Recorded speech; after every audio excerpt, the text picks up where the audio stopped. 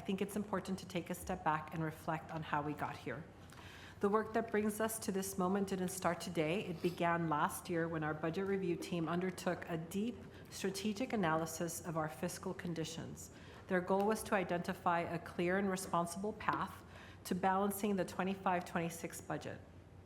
In December 2024, we made significant progress identifying $64 million in savings to reduce the projected $176 million deficit to $112.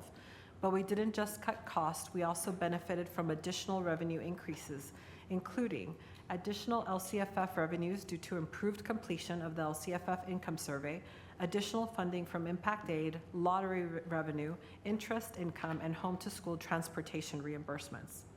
And throughout this process, we've held ourselves to the highest standards of accountability, transparency, and open communication.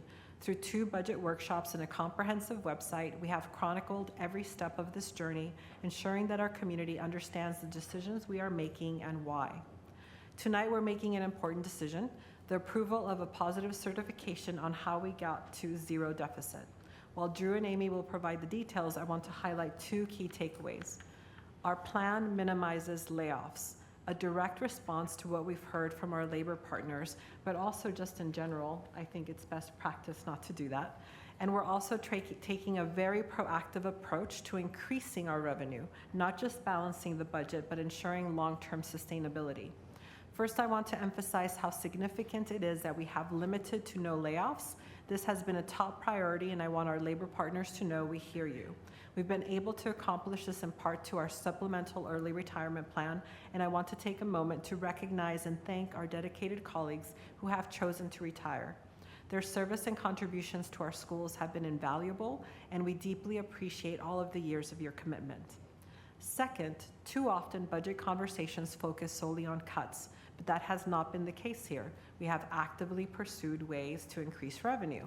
Again, increased LCFF completion, more accurate attendance projections, advocacy at the state and federal levels, and philanthropic efforts to expanding funding opportunities. We have prioritized minimizing disruptions to the classroom. While there will be challenges, we've made tough but necessary decisions to ensure that students and educators feel the least amount of impact. One of these decisions, and what sets this year apart from previous years, is our proactive, data-driven approach to financial decision-making. We have implemented a Fiscally Aligned Retention Management, a new strategy that prioritizes long-term financial stability by making strategic decisions on which positions to maintain. Unlike past approaches that relied solely on reductions, this allows us to retain essential positions that directly impact student learning while ensuring responsible fiscal management and long-term budget stability. But this isn't just about reductions. It's also about rethinking how we provide support to our schools. So in the months ahead, we'll be streamlining and innovating so that school sites continue to receive the strong and effective support in new and more efficient ways. While tonight is an important milestone, our work is not done. Our next key decision point will come with the Governor's May revise, expected on or around May 10th. At that time, our team will carefully review the revised budget projections and make any necessary adjustments before we finalize our June budget adoption. As you will hear from the team, there are still unknowns, such as what will be the final cost of living adjustment from the state, along with their updated revenue projections. Finally, I want to express my deep gratitude to the budget review team for their thoughtful and thorough work. Their analysis has not only helped us solve this immediate challenge, but it has strengthened our ability to think critically and strategically about the future.